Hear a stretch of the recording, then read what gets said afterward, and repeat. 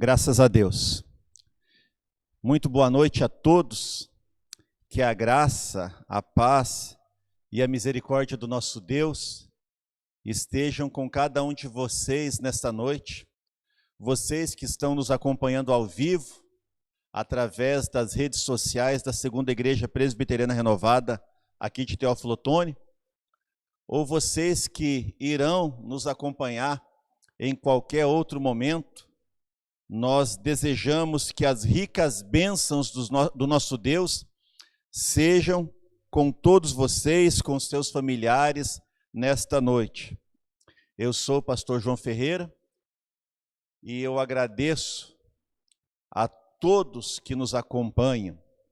Sejam todos muito bem-vindos e muito obrigado também pela oportunidade que vocês nos dão de estarmos aí adentrando o seu lar através dessa transmissão, que vocês possam ser poderosamente edificados através da ministração da palavra do Senhor nosso Deus. Hoje é quinta-feira, dia 1º de abril de 2021, ano de nosso Senhor. A chamada Quinta-feira Santa, como diria minha mãe, Quinta-feira Maior. Nós estamos aí na semana da Páscoa, né, a chamada Semana Santa. E hoje nós estaremos estudando um tema relacionado aos eventos ali vividos por Jerusalém na sua última semana aqui nesta terra. Hoje nós vamos meditar sobre um fato, e esse fato, apesar de a Bíblia afirmá-lo, apesar de pesquisadores renomados afirmá-lo, existe muita gente ainda que duvida desse fato. E qual é o fato que nós vamos estar estudando nessa noite? Nós estaremos estudando a morte do Senhor Jesus. Mas o tema da nossa mensagem nessa noite é esse: a morte de Jesus. Fato ou fake? É um fato? É algo comprovado? É verdadeiro? Tem veracidade? Ou será que é fake, que é falso, que é lenda, que é aí fruto de uma mente engenhosa que quis criar uma nova religião, um novo movimento, através de uma falsa morte, de uma morte que verdadeiramente não ocorreu. Então nós vamos olhar pela palavra de Deus e vamos ver o que ela nos mostra. Também vamos ver aí através de pesquisadores que foram atrás desse assunto para saber quais são as evidências que comprovam que verdadeiramente, quando Jesus foi colocado no sepulcro, que ele foi cedido por José de Arimateia, se realmente ele estava morto, se realmente ele estava sem vida. Nós estamos nessa noite acompanhados aí pela nossa equipe de mídia, nosso irmão Jonas Santos, nosso irmão Jason Dias, também está conosco o nosso irmão Diácono Itamar, essa equipe aí maravilhosa que tem dado todo o suporte para as nossas transmissões, né? Que a bênção do Senhor seja com os nossos irmãos. E eu quero convidar você nessa noite, vamos abrir as nossas Bíblias na primeira carta do apóstolo Paulo aos Coríntios, capítulo de número 15, versículos 3 e 4. Primeira carta do apóstolo Paulo, capítulo de número 15, os versos 3 e 4, que nos dizem assim: Antes de tudo, vos entreguei o que também recebi, que Cristo morreu pelos nossos pecados, segundo as Escrituras, e que foi sepultado, e ressuscitou ao terceiro dia, segundo as Escrituras. Ok? Então, nós lemos aqui, Paulo está dizendo que Cristo morreu pelos nossos pecados e que foi sepultado. Amém? Vamos orar ao Senhor? Pai, nós te damos graças nesta noite. Te damos graças pela tua palavra. Te damos graças pela vida de cada um dos nossos irmãos que estão acompanhando esta transmissão ou que irão acompanhá-la. Fale com o teu povo, que eles possam ouvir a tua voz através dessa ministração. A palavra é tua e é ela, Pai, quem não voltará vazia. Eu sou tão somente, ó Pai, um meio, que por misericórdia o Senhor nos dê graça e sabedoria para transmitirmos ao teu povo aquilo que o Senhor tem a falar aos seus corações. Assim nós oramos em nome de Jesus. Amém. Talvez você possa estar dizendo, Pastor João vai estar falando de novo sobre esse mesmo tema, a morte de Jesus. Mas Pastor João já não falou sobre isso ano passado? Deixa eu te falar uma coisinha. Desde o ano de 2006, ou seja, há 15 anos, que toda quinta-feira, aí na semana da Páscoa, eu estou aqui ministrando esse mesmo assunto. Já são 15 anos que toda quinta-feira, chamada Quinta-feira Santa, eu estou aqui ministrando.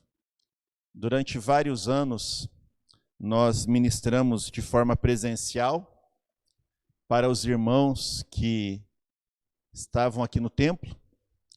E desde o ano passado, por conta da pandemia, nós estamos falando de forma online, Mas, irmãos, então esse é o tema da nossa mensagem nesta noite. A morte de Jesus, fato ou fake, E, como eu disse para vocês, há muitas pessoas, há muitos movimentos, há muitas correntes de pensamento que declaram que Jesus não morreu. Que levantaram as mais diversas teorias e hipóteses para tentar refutar a ideia de que Jesus não morreu na cruz do Calvário. No Alcorão, o livro sagrado dos muçulmanos, escrito no século 7 depois de Cristo, está escrito que Jesus não morreu. Está escrito que Jesus não morreu. E existem algumas correntes do islamismo, algumas linhas de pensamento do islamismo, que afirmam categoricamente que Jesus fugiu na Índia. Ou melhor, Jesus fugiu para a Índia. E existe uma região, um lugar chamado, na língua deles, Srinagar, o nome deles lá, na Índia, no estado da Caxemira, nessa localidade chamada Srinagar, existe um santuário aonde essa corrente muçulmana afirma ser o túmulo de Jesus e que Jesus está sepultado ali. Então essa corrente do islamismo prega que Jesus não morreu e que ele está sepultado nessa localidade chamada Srinagar, na Caxemira. E lá está o túmulo dele, que foi transformado em santuário. No século XIX, alguns teólogos liberais, o que são teólogos liberais? Que eles não acreditam na inspiração plena da Bíblia, na inspiração total da Bíblia, na legitimidade do texto bíblico. Eles, olha só a conversa desse povo. Eles tentaram afirmar que Jesus não morreu na cruz. Que Jesus também não ressuscitou ao terceiro dia. Que deram para ele um sedativo. Que deram para ele um anestésico. Enquanto ele estava na cruz. E que depois que colocaram ele no túmulo, né, o ar fresco e úmido do túmulo fez Jesus reviver. Então, essa corrente teológica fala que Jesus não morreu, que Jesus foi dopado, Jesus foi sedado. E os defensores dessa hipótese, olha só,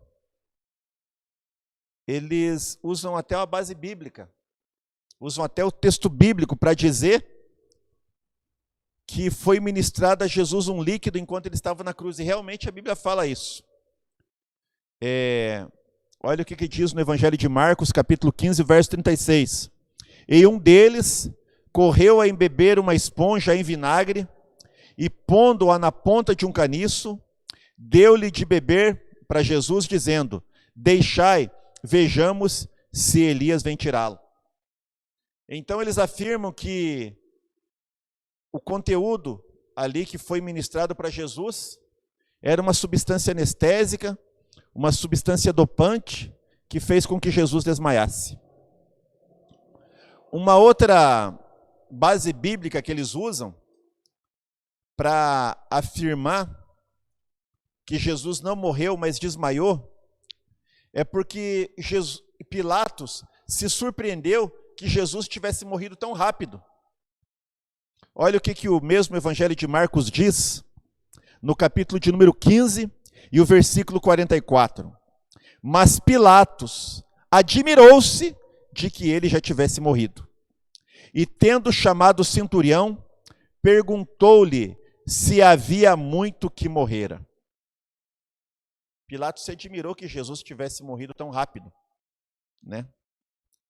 Então, irmãos, usando esses versículos e essas teorias do desmaio, né, esses teólogos afirmam que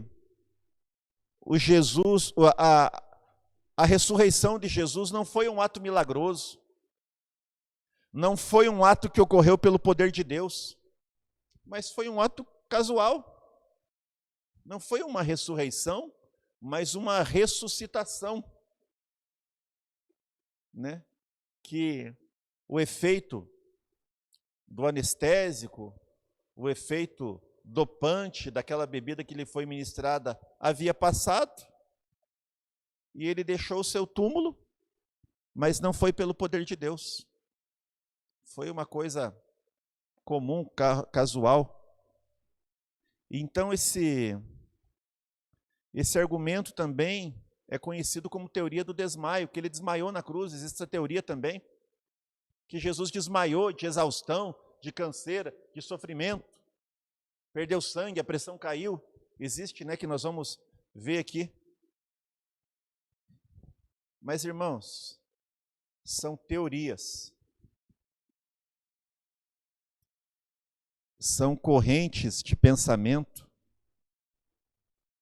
de homens que não têm compromisso com a verdade da palavra de Deus. A Bíblia diz, nós lemos, Paulo escrevendo aos Coríntios, capítulo 15, versículo 3, que Cristo morreu. Cristo morreu. E agora, nós vamos seguir pela palavra de Deus todo o trajeto que Jesus fez, a hora que ele saiu do cenáculo até o Gólgota, o Monte Calvário, onde ele morreu numa cruz. Convido você, abra sua Bíblia comigo, Evangelho de Mateus, nós vamos ler do 36 ao 40. Vamos ler bem compassadamente aí na sua casa, ou aonde você estiver. Abra sua Bíblia física ou de aplicativo, não importa. Vamos meditar. Mateus 26, 36 diz assim: Em seguida, foi Jesus com eles a um lugar chamado Getsêmani, e disse aos seus discípulos: Assentai-vos aqui enquanto vou orar. E levando consigo a Pedro e aos 2 filhos de Zebedeu, começou a entristecer-se e angustiar-se. Então lhes disse: A minha alma está profundamente triste até a morte. Ficai aqui e vigiai comigo. Adiantando-se um pouco, prostrou-se sobre o seu rosto, orando e dizendo: Pai, se possível, passe de mim este cálice. Todavia, não seja como eu quero, e sim como tu queres. E voltando para os discípulos, achou-os dormindo, e disse a Pedro: Então, nem uma hora pudestes vigiar comigo? Esse é o texto de Mateus, do 26, 36 até o 26, 40. Então, irmãos, Jesus já estava antevendo os fatos, as situações, todo o sofrimento pelo qual ele haveria de passar. Então, é natural, irmãos, que ele sofresse muito estresse psicológico. Não é? Jesus estava ansioso, angustiado. Não pensem vocês que ele não ficou preocupado, porque ficou ao ponto de falar: Pai, se possível, passa de mim esse cálice. Né? Se possível. Todavia, não seja como eu quero, mas como tu queres. Jesus na sua condição humana. Jesus como homem. Então, o que acontece? Essa ansiedade extrema, esse alto grau de estresse psicológico, o que ele faz? Ele faz com que o nosso organismo libere substâncias químicas no couro cabeludo, nas glândulas sudoríparas. E o que acontece? Esses produtos químicos, eles rompem os vasos capilares. O que são vasos capilares? São veias extremamente finas que nós temos no nosso corpo. E o que acontece?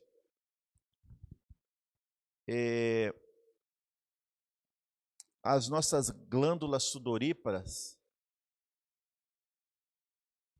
quando estão então sobre esse estresse extremo, elevado, elas sangram. ocorre essa reação química e os vasos capilares, eles sangram. E essa condição de você suar sangue, as glândulas sudoríparas verterem sangue, ela é chamada de hematidrose. Hema, sangue, hidrose, água, né? Olha o que Lucas fala, Lucas 22, 44. E estando Jesus em agonia, orava mais intensamente, e aconteceu que o seu suor se tornou como gotas de sangue caindo sobre a terra. Agora presta atenção numa coisa. Esse detalhe de que Jesus suou gotas de sangue, você só encontra no Evangelho de Lucas. E por quê? Porque Lucas era médico. Na carta aos Filipenses, né? Ou melhor, aos Colossenses, capítulo 4, versículo 14, Paulo diz assim: saúda-vos Lucas, o médico amado. Então, Lucas sabia que essa condição chamada hematidrose, suar gotas de sangue, era possível. Por isso que só ele registra. Você só vai encontrar em Lucas. Então o estresse ao qual Jesus foi submetido era tão grande que ele suou gotas de sangue. Que ele suou sangue por causa dessa condição chamada hematidrose. O que acontece? A pele fica fragilizada, sensibilizada. E no dia seguinte, né? No dia seguinte, quando Jesus foi açoitado, a sua pele estava bem sensível. Bom, nós falamos agora do sofrimento emocional, psicológico que Jesus passou. Agora nós vamos passar para o sofrimento físico. E o primeiro sofrimento físico que nós vamos falar é o açoitamento. É o açoitamento que Jesus passou. E os açoitamentos romanos, eles eram famosos por serem extremamente brutais. Como eram esses açoitamentos romanos? Eram 39 chicotadas. Mas é claro que normalmente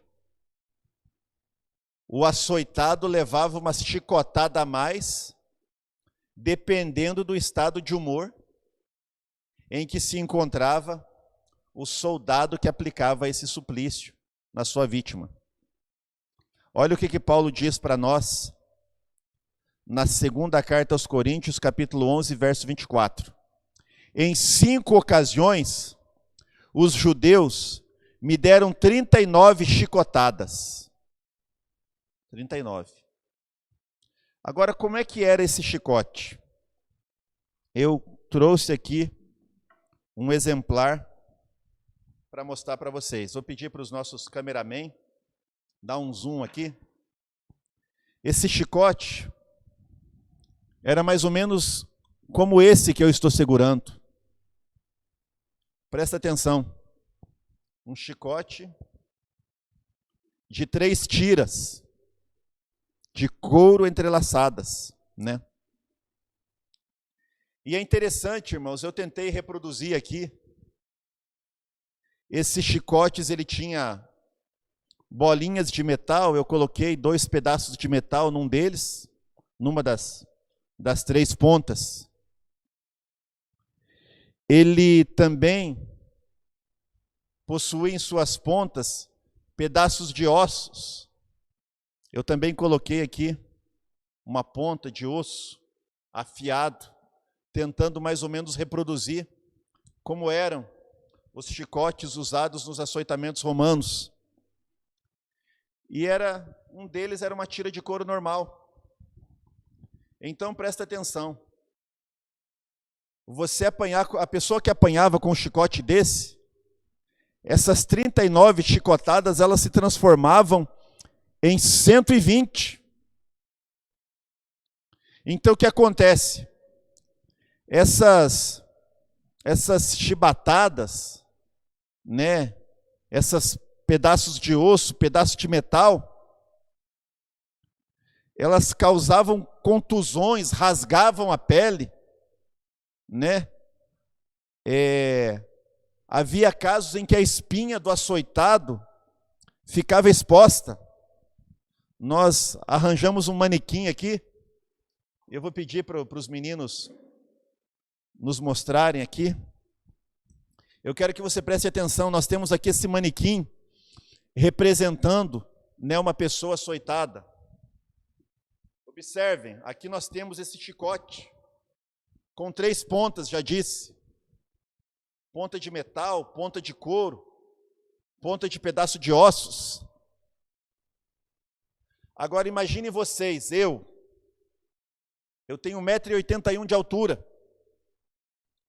Para se alistar no exército romano, eles escolhiam os camaradas mais fortes, mais bombados. Eu creio que dificilmente eu serviria para entrar naquele exército. Então os camaradas eram grandes. Agora eles pegavam esse chicote de 3 pontas e açoitavam o cidadão desde a nuca até a região do tornozelo. Imaginem esse manequim que eu estou usando aqui. Imaginem que isso aqui fosse uma pessoa de verdade, presa a um pelourinho, né, um tronco de açoitamento, e que essa pessoa fosse açoitada 39 vezes, com um chicote de 3 pontas, cujo castigo era infligido desde a sua nuca, passando por toda a sua coluna, o seu dorso, passando por toda a sua conjuntura, chegando até o seu tornozelo. Você consegue imaginar o que Jesus passou? Você consegue pensar o que um ser humano passava? Havia casos em que a pessoa não aguentava, morria antes. Segundo um escritor chamado Eusébio de Cesareia, que escreveu um famoso livro chamado História Eclesiástica, olha o relato que ele faz de uma tortura que ele acompanhou. As veias do sofredor ficavam abertas, os músculos e tendões e órgãos internos ficavam expostos. Então imagina um chicote de 3 pontas açoitando um ser humano. Foi isso que Jesus passou. Isso retrata o sofrimento do nosso Senhor. Toma, um chicote desse. Imagina um cidadão romano, forte, musculoso, experiente, açoitando alguém com um chicote desse. Esse foi o suplício que o nosso Senhor, o Rei da Glória, passou. O Criador sendo açoitado pela criatura.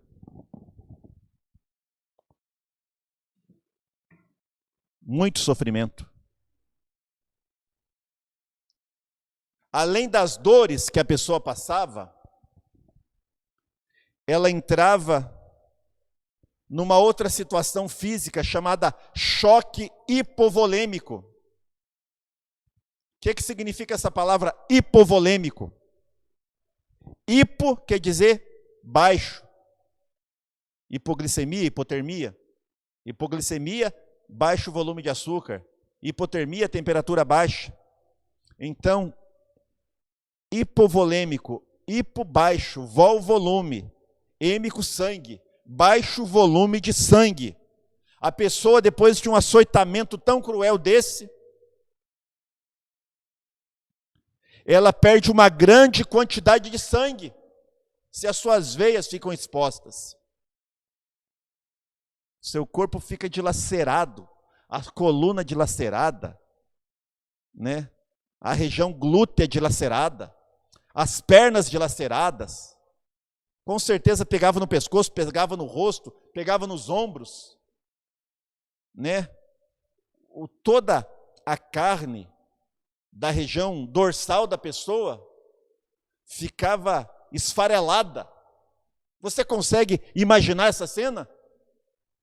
Talvez o mais próximo que nós temos de retratar uma cena dessa é aquela cena dos açoites de Jesus no filme Paixão de Cristo.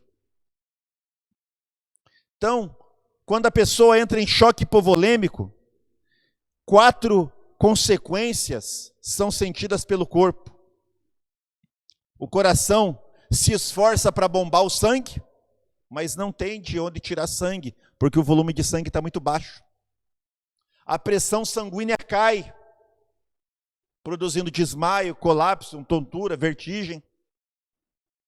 Os rins, presta atenção, eles param de produzir urina para conservar, né, o líquido que está no corpo. E a pessoa fica com muita sede,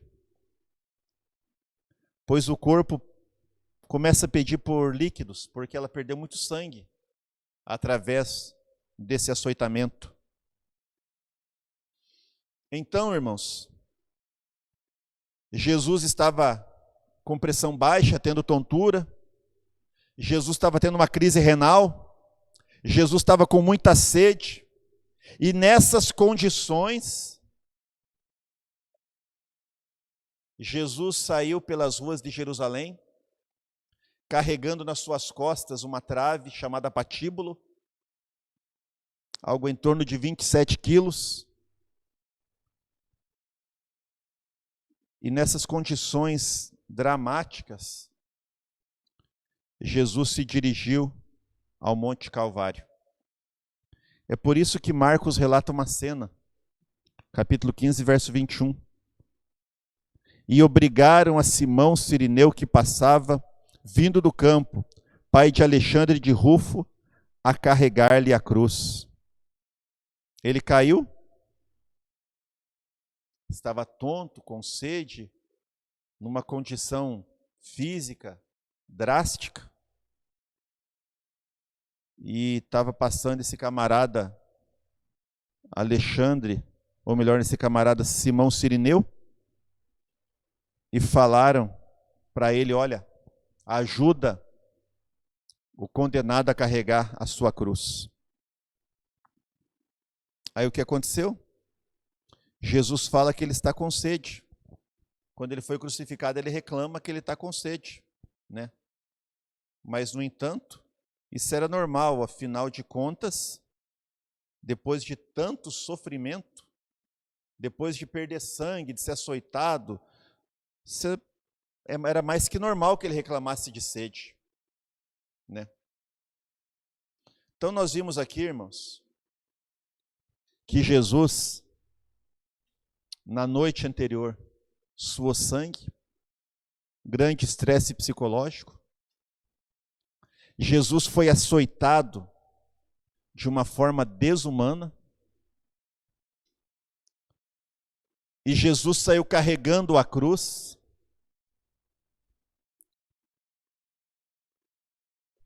E precisou de ajuda.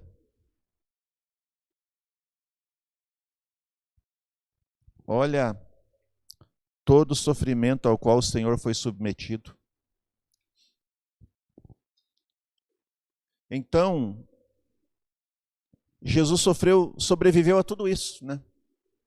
Pressão psicológica, açoite, espancamento e carregar uma cruz pesada. Jesus aguentou tudo isso. Jesus aguentou tudo isso. Sem contar que Jesus ficou sendo jogado de lá para cá e daqui para lá. Foi para a casa de Pilatos, da casa de Pilatos foi para a casa de Herodes, da casa de Herodes foi para a casa de Pilatos de novo. Passou pela vergonha de ter que ser julgado na frente do povo. Foi espancado pelos soldados. Enfim, foi esbofeteado, foi acusado. Tanta coisa Jesus passou.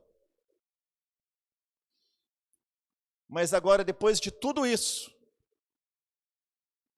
Jesus chega no Monte Calvário, aonde ele vai ser crucificado. E a cruz, irmãos, era a pena de morte da época. Uma pena de morte que durou até o século IV. E como Roma dominava o mundo naquela época, Roma não crucificava um cidadão romano.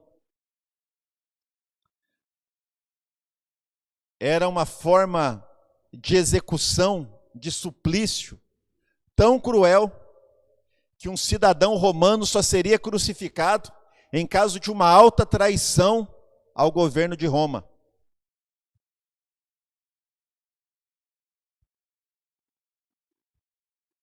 Hoje, em alguns lugares do mundo,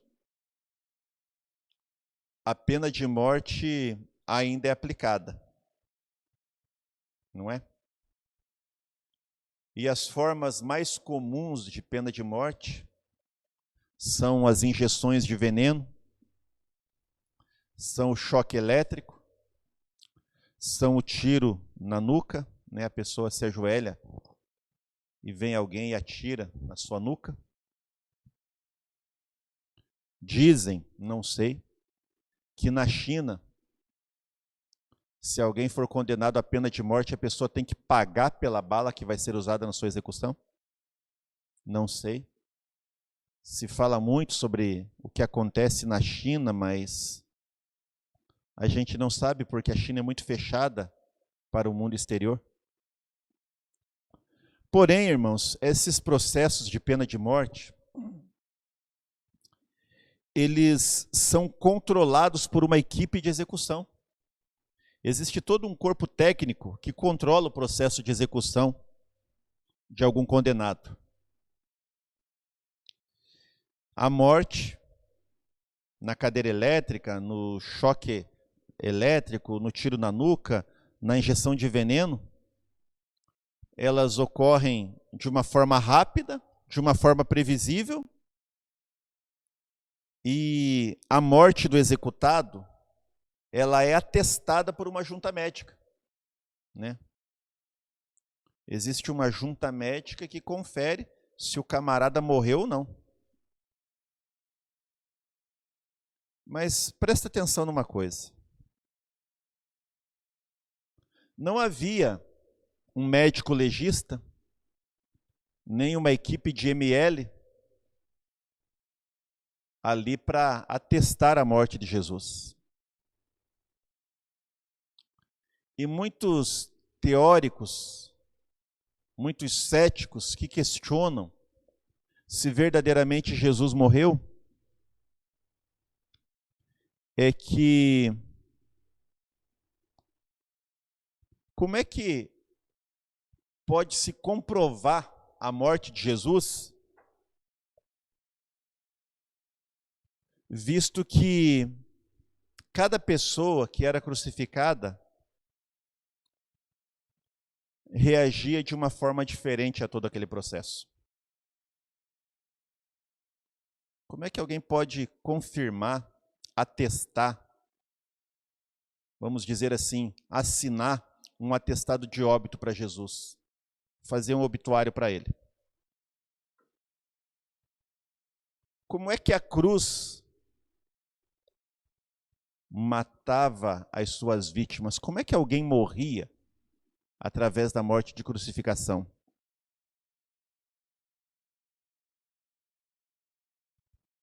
É uma pergunta que se levanta. Como é que a cruz matava? Como é que uma pessoa morria? Como que um crucificado morria? E outra coisa, sem um médico legista, sem um técnico do IML, que pudesse assinar o atestado de óbito e declarar morto, surge o questionamento: seria possível que Jesus passasse por toda aquela brutalidade e sobrevivesse? Então, vamos analisar agora o processo de crucificação. Nós vimos que Jesus suou gotas de sangue. Nós vimos que Jesus foi açoitado de uma forma brutal. Nós vimos que Jesus sofreu no seu corpo as consequências do açoitamento. E agora nós chegamos no Calvário, aonde Jesus será crucificado. Então, Jesus estava num ponto bem crítico quando ele chegou no Monte Calvário. Como diz aquele hino, e quando chegou ali no Calvário não foi descansar. Pegaram o mestre e sobre a cruz começaram a pregar. O que aconteceu? Jesus foi deitado numa viga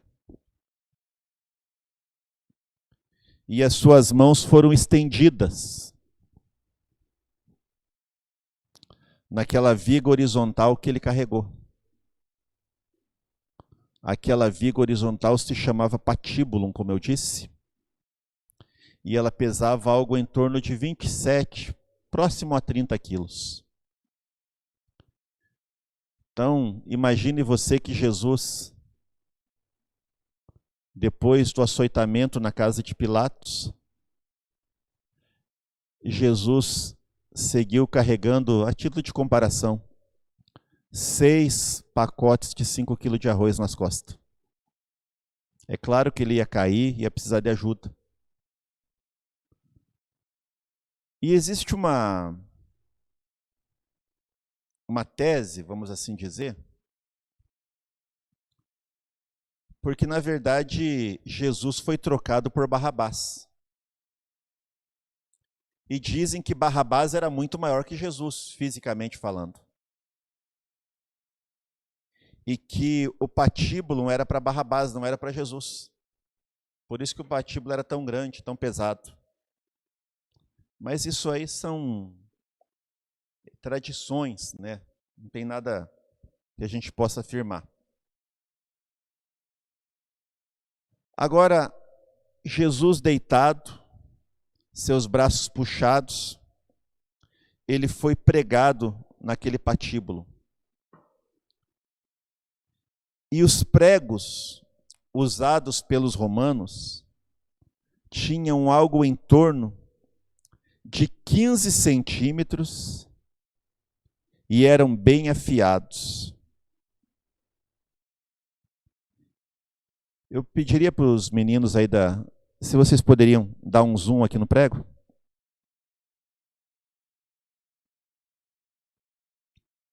Ok? Era um prego mais ou menos como esse aqui. Esse aqui tem 15 centímetros, né? Um prego artesanal feito por um irmão em Cristo, que é ferreiro, irmão Aguinaldo. E esse prego, ele era fixado no punho.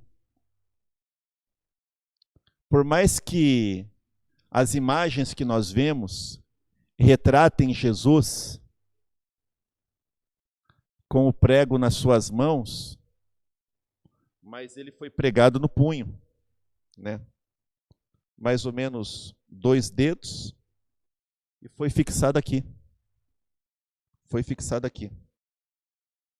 Agora imagine esse prego atravessando o punho de uma pessoa, o pulso de uma pessoa. Aí você pode dizer assim, mas não é na mão? Não, não é na mão. A pessoa era pregada no punho. É que as imagens, os artistas resolveram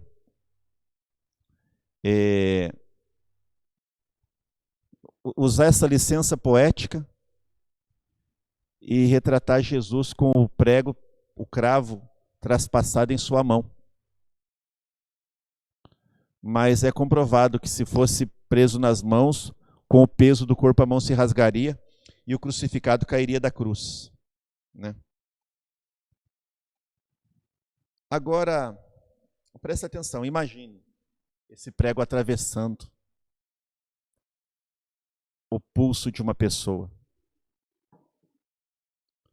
Qual seria a dor que a pessoa sentiria? Você quer ter uma noção do nível de dor que Jesus sentiu? Eu vou te explicar. Eu vou te mostrar.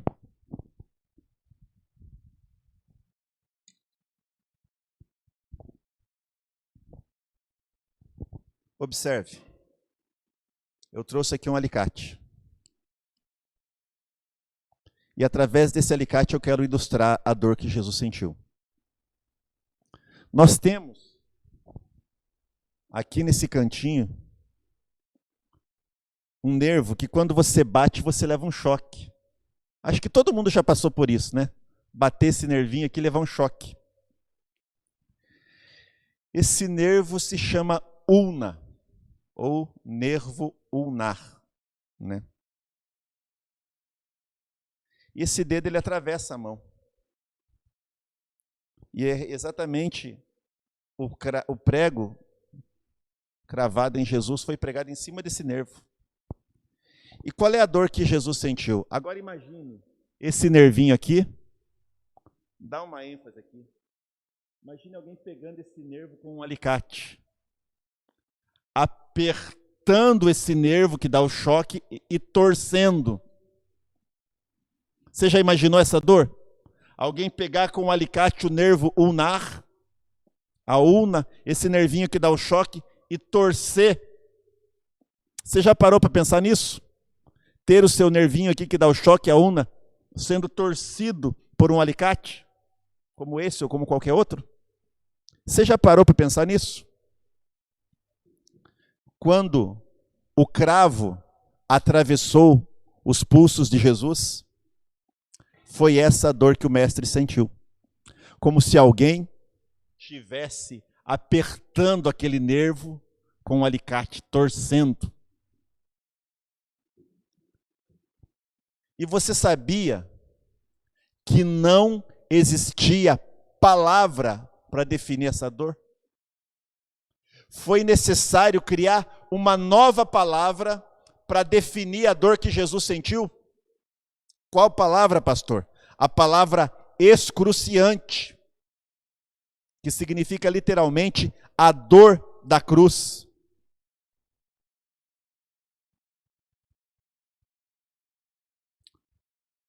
Os nervos dos pés também foram esmagados. E normalmente, vou pedir ajuda aqui dos meninos para dar um zoom aqui. Normalmente, se imagina, vamos usar nosso manequim aqui agora, tem como? Isto. Normalmente se imagina que o prego foi pregado no chamado peito do pé, mas não, foi pregado nos tornozelos. Foi pregado nos tornozelos. O cravo foi pregado nos tornozelos. Ou seja, os pés de Jesus ficaram como que envolvendo a cruz. Esse foi o sofrimento que o mestre passou.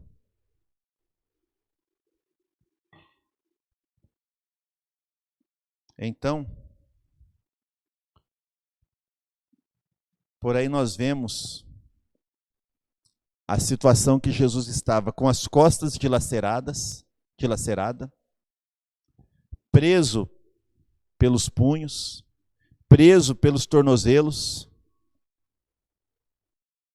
e agora, nessa posição, ele precisava respirar. E ele começa a fazer um esforço tremendo, para conseguir respirar. Até que chega uma altura que o coração começa a bater de forma irregular. E a dor já é tanta, as costas dilaceradas, esfregando ali naquela cruz áspera.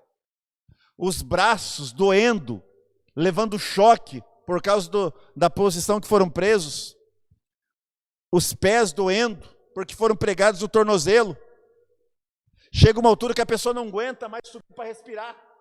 Ela vai fazendo assim, uma hora ela não aguenta, o que acontece?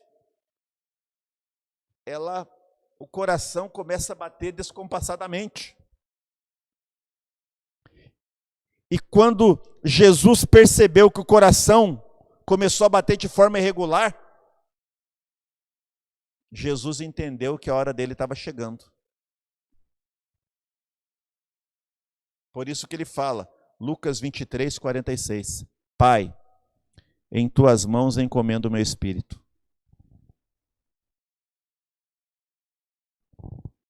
Olha a situação, irmãos, que Jesus viveu. Mas existe um detalhe, irmãos. O que aconteceu? Como Jesus perdeu muito sangue, o coração ficava tentando bombar para compensar a perda de sangue. Jesus ficava forçando a respiração. O que aconteceu? Tanto em torno do coração, quanto em torno dos pulmões de Jesus, existe uma pele, né, que cobre o pulmão e o coração.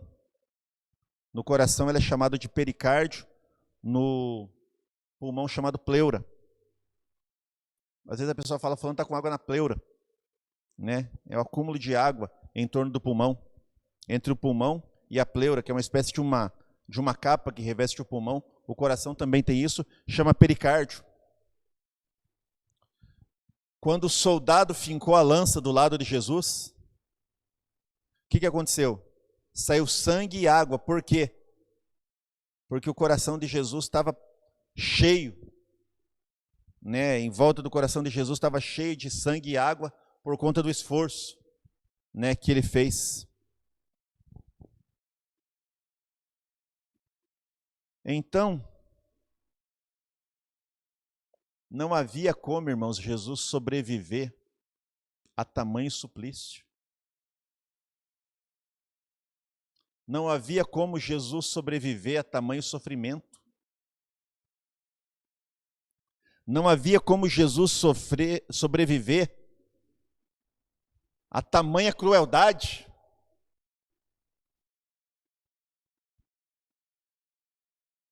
Jesus estava morto. A Bíblia nos diz que as pernas dos outros ladrões foram quebradas. Para quê? Porque eles morreram e para eles não permanecerem com os seus corpos ali na cruz, no dia do sábado, suas pernas foram quebradas para que eles morressem mais rápido. Mas quando eles constataram que Jesus tinha morrido, eles não quebraram as pernas de Jesus, também para que se cumprisse a profecia que dizia que nenhum osso seu seria quebrado. Então até nisso se cumpriu a profecia, né? Nenhum dos seus ossos seria quebrado. Mas existe um outro argumento que essa galera aí que afirma que Jesus não morreu, que a morte de Jesus foi fake. E qual é esse argumento? Eles falam, vem cá, será que Jesus não fugiu da cruz, não? Será que Jesus não fez de conta que morreu? Como é que um soldado romano iria atestar, iria comprovar se ele não era formado em medicina, se ele não era formado, tinha especialização em medicina legal, né? Como é que ele ia poder declarar que Jesus tinha morrido? Eu quero dizer uma coisa para vocês, irmãos, a gente também tem que olhar a cultura militar romana. As doutrinas militares de Roma, elas eram rígidas. A cultura militar romana, a doutrina militar romana, o estatuto militar, dizia que se um soldado romano deixasse um prisioneiro fugir, ele pagaria com a própria vida. Aqueles homens, aqueles soldados que estavam ali, eles não eram formados em medicina. Mas aqueles homens eram verdadeiras máquinas de matar. Então eles sabiam muito bem quando alguém estava morto. Porque eles sabiam que se alguém escapasse, eles morriam. Então eles eram muito cautelosos e criteriosos com relação a isso. Lá no livro de Atos, capítulo 16, nós lemos que o carcereiro de Filipos iria se matar achando que os soldados iriam fugir, achando que os prisioneiros tinham fugido. Aí ele falou, bom, já que eles fugiram, eu vou me matar aqui mesmo, para não ter que passar pelo julgamento, né, militar romano, e ser morto, eu vou morrer de qualquer jeito. Tanto é que Paulo fala, olha, não faças tal, estamos todos aqui. Então, irmãos, aqueles homens sabiam que Jesus tinha morrido. Eles não iam correr o risco de que um prisioneiro fugisse.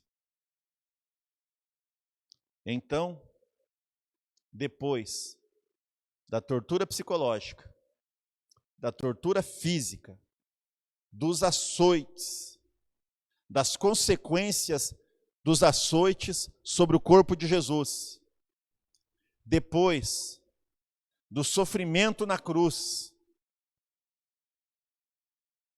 era impossível que Jesus sobrevivesse.